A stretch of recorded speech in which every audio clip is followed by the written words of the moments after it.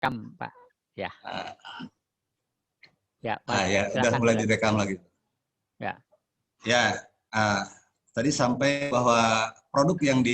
dibuat oleh guru satu dalam bentuk soft file, Pak, yang soft file ini soft file, kemudian yang kedua dalam bentuk produk atau hard copy, dibuat dua rangkap. Yang pertama untuk dokumen sekolah, kemudian yang kedua tentu untuk pegangan guru itu sendiri, Pak. Nah, kemudian dalam teknis pembuatan gitu ya, karena kalau pembuatan perencanaan jelas oleh guru, tapi ketika sudah katakanlah ngeprintnya gitu Pak ya, kita sediakan fasilitas di ruang guru itu, kita menyediakan beberapa komputer lengkap dengan printernya gitu Pak.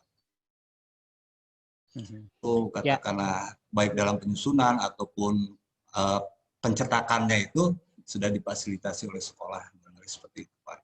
Ya. Ya, baik Pak. Sebelum dilanjutkan, kelihatannya Pak Abdul Rojak sudah masuk ya. Mangga, ya, terima kasih informasinya Pak ya. Iya. Silahkan Pak Abdul, barangkali bisa melanjutkan dulu untuk tahapan kita berikutnya. Tadi saya memulai dengan menggali informasi dari Bapak Kasih Kurikulum terkait dengan pembelajaran. Semoga Pak Abdul. Halo. Itu belum di ini Pak, suaranya belum masuk Pak. Ya Pak Pak, Abdul, belum masuk suaranya masih belum di ini, masih di mute. Oh iya, Ya. di mute. Baik Pak. Iya. Ya. Atur nuhun Pak Nur. Ya, Pak. Pak Rudi namanya, Pak Kasih. Iya, iya Pak. Ya. Tadi mungkin yang disampaikan sebagai Wakasek kurikulum ya, terutama tentang pembelajaran. Hapunten abdi namanya rada kasiangan sekadap.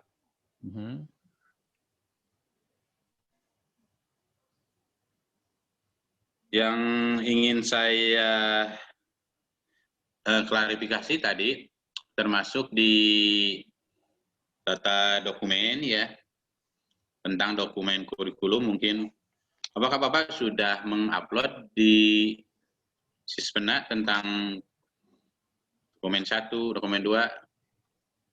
Sudah Pak. Oh sudah ada ya? Sudah. Dokumen 1. Nah ini dokumen 1 sebenarnya udah ya. Dalam bentuk soft file sudah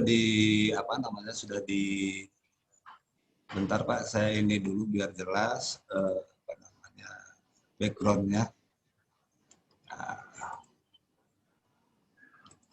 Nah ini untuk buku 1 Pak ya. Nah ini untuk buku 1 untuk tahun ini. Kemudian kita udah ada kemudian apa namanya. Nah ini analisis dan reviewnya gitu ya.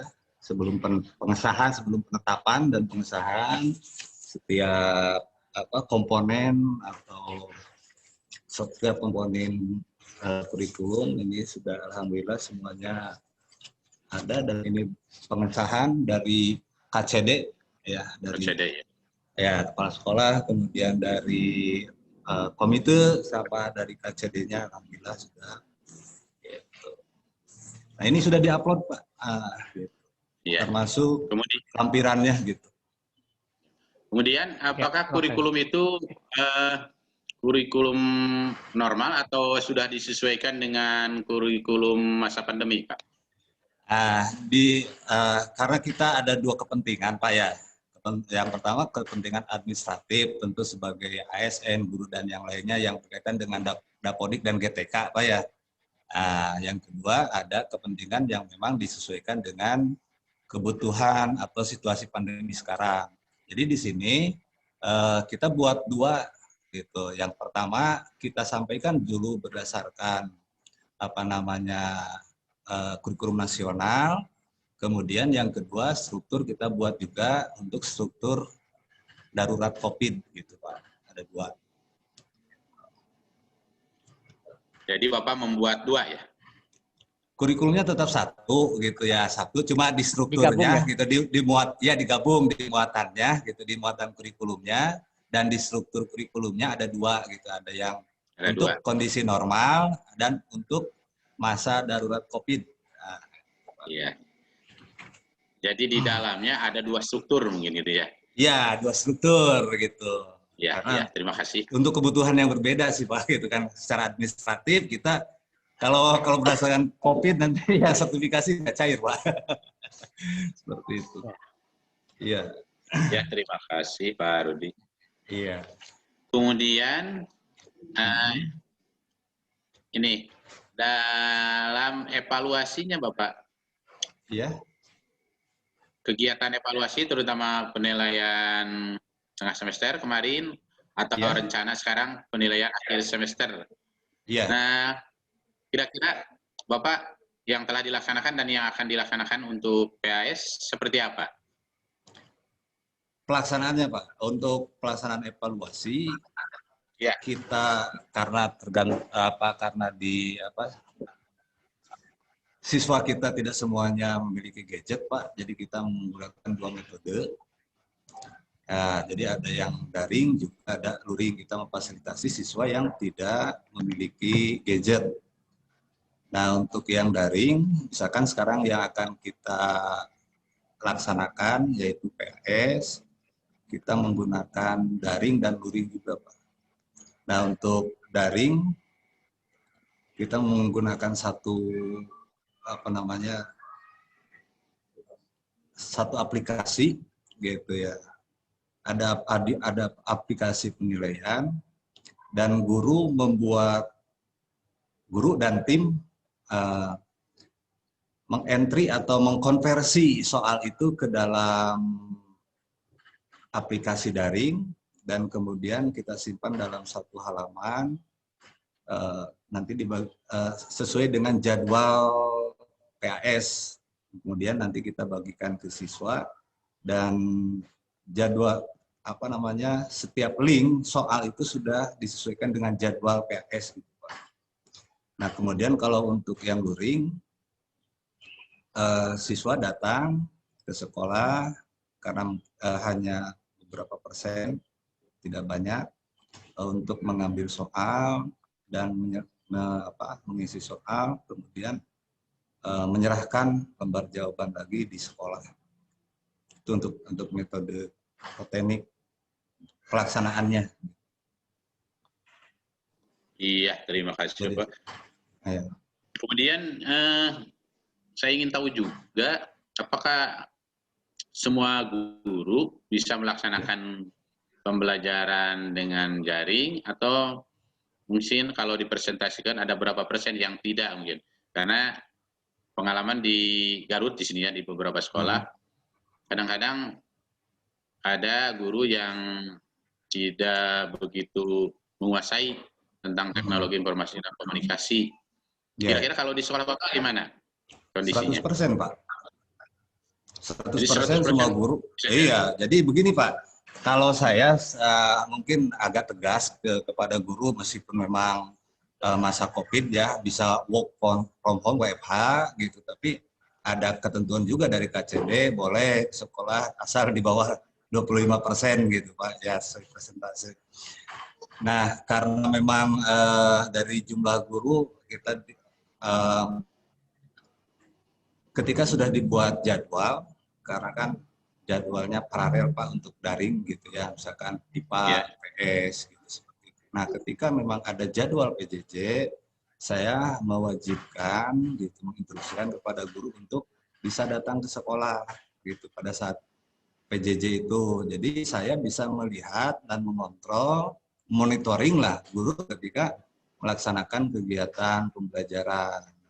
Selain itu, nah karena kan tadi mengantisipasi bahwa guru itu tidak semuanya lancar, mungkin kan presentase penguasaan IT itu kan berbeda-beda Pak ya, gitu. Nah kita kan menggunakan tutor sebaya, gitu. Jadi ketika ada guru yang agak kesulitan, nah kita udah siapkan teman-teman yang yang cukup kompeten di bidang itu untuk membantu guru yang kurang. Jadi misalkan ini saya tidak ngerti nih tentang Google Classroom. Nah, kita beri dengan tutor sebaya itu kita berikan pelatihan semacam itu gitu ya, dengan secara langsung gitu. Jadi yang tadinya tidak paham pun 1, 2 kali dan ketiga kalinya udah bisa mandiri gitu Pak. Jadi alhamdulillah semuanya bisa melaksanakan kegiatan daring. Kemudian juga kan kita memfasilitasi sekolah Pak. Jadi tidak memberatkan guru juga. Kalau misalkan di rumah kita nggak bisa melihat atau mengontrol guru. Jangan-jangan ketika ada jadwal PJJ malah nyuci baju gitu Pak. Nah makanya kalau di sekolah kan bisa terkontrol gitu Pak ya. Terus juga dari segi jaringan. Kalau di rumah misalkan gunakan HP, hotspot itu kan terbatas, kadang kurang baik. Nah kalau di sekolah kita kan ada fasilitas WiFi dengan kecepatan yang insya Allah mumpuni gitu. Jadi lancar dalam pelaksanaan kegiatan PJJ juga gitu. Kecuali memang ada guru yang punya kepentingan mendesak gitu, misalkan sakit atau apa, bisa dilaksanakan di rumah masing-masing. Barangkali seperti itu Pak untuk pelaksanaan PJJ. Ya.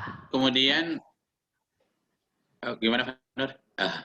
Mengapa dilanjutkan ini, ya, terutama untuk pengembangan kompetensi guru ya, termasuk di dalamnya mungkin penjaminan mutu. Nah ini baru teringat sebelum lupa. Apakah sekolah ini masuk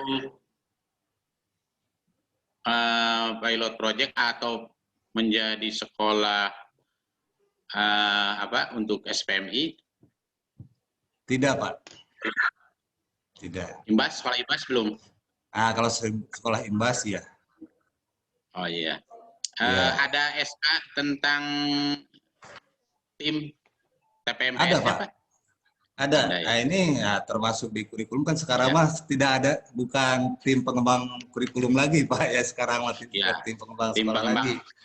Nah, yang ada sekarang mah ya tim penjamin mutu pendidikan sekarang. TPMPS tim penjamin mutu pendidikan tingkat sekolah ya. Iya, itu yang sekarang.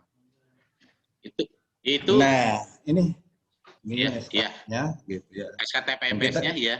Ya, nah ini dilampirkan setiap dokumen seperti KTSP, RKS dan RKT juga ini ada. Nah, ini kebetulan kopinya Pak gitu. Di dalam tim itu kan di SK ya. Ya. Di dalam SK itu kan termasuk di dalamnya ada tim penjamin mutunya, terutama yang monepnya, monitoring dan evaluasinya. Iya kan Pak? Iya Pak. Nah sejauh ini kira-kira permasalahan capaian mutu yang belum tercapai oleh sekolah Bapak, kira-kira apa? Capaian mutu yang belum tercapai. Iya. Hasil monitoring dan evaluasi dari TPMPS itu kira-kira yang tahun kemarin, capaian mutunya yang belum tercapai kira-kira apa? Untuk TPMPS memang belum maksimal, belum mulai Pak, baru tahun-tahun ini gitu ya, karena sekolah baru tahu gitu ya sebagai sekolah imbasnya gitu di tahun ini. Jadi kita memang belum sampai sejauh itu gitu, baru belajar bagaimana memetakan mutu, upaya peningkatan mutu. Gitu. Nah, kalau pemetaan mutunya sudah Pak? Belum Pak, belum sampai ke sana gitu. Jadi sekarang yang sedang kita pembuatan, baru sampai pembuatan dokumen-dokumen sekolah dulu. Oh iya. Soalnya berarti, situasinya soalnya Pak lagi COVID, jadi agak gimana ngatok gitu Pak, mau melaksanakan kegiatan tuh gitu. Jadi agak berapa tersendat gitu Pak. Ya, tapi kalau capaian mutu alhamdulillah ya melalui EPADIR kita hampir memenuhi target Pak. Gitu. Hanya gitu. Ya, berarti kalau di ini baru perencanaan mungkin ya. Untuk peningkatan mutunya Lalu Ya, dibentuk timnya, iya gitu, Pak. TPMPS-nya, sudah ada Ya, SK-nya. iya baru. Kemudian capaian-capaian target yang belum dan yang sudahnya belum mungkin ya. Ya belum, Pak, kita belum sampai Apalagi melangkah gitu. belum melangkah. Apalagi kalau budaya mutunya belum terbentuk mungkin ya di sekolahnya. Ya, sebenarnya kalau kegiatan secara kegiatan semuanya udah ada KTSP, Pak. Sebenarnya udah tercover di sana. Kegiatan budaya mutu itu sudah ada di KTSP gitu. Hanya belum teradministrasikan Nah, dan secara tim itu gitu ya. Karena kan kalau di KTSP semuanya tetap ada gitu di KTSP untuk budaya Ya, mutu. tapi pemetaan mutunya Bapak sudah melaksanakan. Iya. Pemetaan mutunya Pak sudah melaksanakan pemetaan. Bapak kan? Belum, Pak. Halo? Halo. Belum melakukan pemetaan? Belum, Pak. Kalau analisis rapot mutu Bapak yang 2019 kan sudah keluar rapot mutunya? Oh iya, sudah. Iya. Sudah, Pak. Sudah dianalisis oleh Bapak rapot mutunya? Sudah, Pak. Sudah. Kira-kira yang kurang di rapot mutu itu apa, Pak? Sebentar saya lagi buka lagi untuk rapot mutu.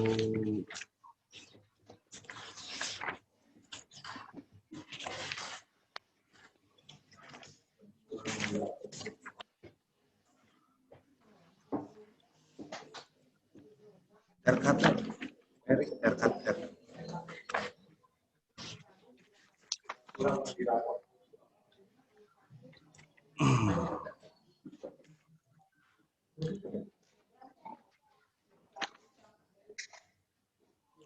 Nah, yang kurang di rapot mutu ini ada di standar sarana, Pak. Oh, sarana. Iya, standar Berapa sarana. itu kayaknya? 5,42. 5,42. Berarti ya, harusnya kan 6. ya? Iya, harusnya kan 6,7. Iya. Kemudian selain di atas sarana apa? Oh ya, sarana sama standik, Pak, ada 2 yang belum tercapai. Jadi karena yang PNS-nya ya masih ya belum kurang. standar sesuai dengan standar nasional, ada tendik sama sarana. Kemudian yang paling tertinggi di apa? Yang paling tertinggi di standar kompetensi lulusan, kemudian di standar proses, dan di standar pembiayaan. Yang paling tinggi nilainya hampir sama, mendekati 7, Pak. 6,99. Nah, sebenarnya itu yang analisis mutu itu kan dari situ. Kemudian nanti dipetakan, kira-kira yang mau ditingkatkan itu apa gitu ya. Oh iya, nah untuk kedepannya. Ya, langkah awal sudah, Pak, untuk penalisan, karena kita kan istilahnya itu untuk pembuatan RKS dan RKT kan dari sini, Pak, dasarnya dari rapot mutu ini, rapot mutu 2019. Iya, betul, Pak. Kalau analisis secara itu ya belum sudah dilaksanakan. Oh, kalau dulu ada istilahnya analisis SWOT gitu ya. Iya, Strength, dulu weakness, opportunity, dan treatment. Jadi kelemahannya apa, tantangannya apa, hambatannya, peluangnya yang harus atau yang bisa dikembangkan di SMA Belanakan itu apa, kan gitu. Baik dari segi tadi ya, lingkungan, kemudian sumber daya sekolahnya, dari guru, dari siswa. Itu sebetulnya analisis di situ. Jadi sudah kalau rapotnya itu kan dianalisis, dilihat, sudah dianalisis, dipetakan, dan kita dibuat sebagai dasar acuan untuk pembuatan dokumen sekolah. Program. Pak Nur, silakan itu sementara dulu mungkin dari saya. Silakan Pak Nur. Ya, baik, terima kasih Pak Abdul. Saya lanjutkan ya Pak Rudi. Tadi saya tadi minta konfirmasi dalam konteks perencanaan pembelajaran, karena bagaimanapun juga sebagai wakasek kurikulum pasti ini merupakan tangan kanan dari kepala sekolah untuk memberikan jaminan terkait dengan mutu proses pembelajaran, mutu proses penilaian, ya, dimulai dari Betul, Pak. persiapan, pelaksanaan, kemudian evaluasi dan tindak lanjutnya. Nah, Betul, tadi saya dapat gambaran terkait dengan bagaimana sekolah memfasilitasi guru untuk menyiapkan perangkat pembelajaran. Nah, sekarang saya ingin dapat gambaran nih dari Bapak, ya. Kan guru itu tentu pada saat mau menyiapkan perangkat pembelajaran itu kan pasti masih perlu didukung ya Pak ya oleh ya, fasilitas yang berkaitan dengan sarpras, berkaitan iya, dengan sumber belajar ya Pak ya, iya, sumber belajar. Kemudian juga tentu saja mereka juga harus difasilitasi bagaimana supaya bisa terjadi pembelajaran yang inovatif, yang kreatif gitu ya.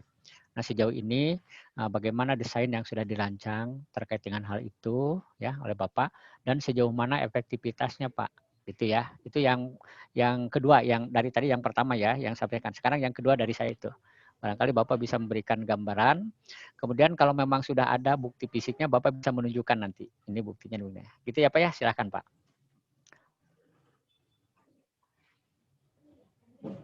oke, berkaitan dengan desain, Pak ya. Ya. Jadi rancangan untuk nanti bagaimana pemenuhan kebutuhan sarpras ya dalam konteks pembelajaran saja Pak, sarpras konteks pembelajaran.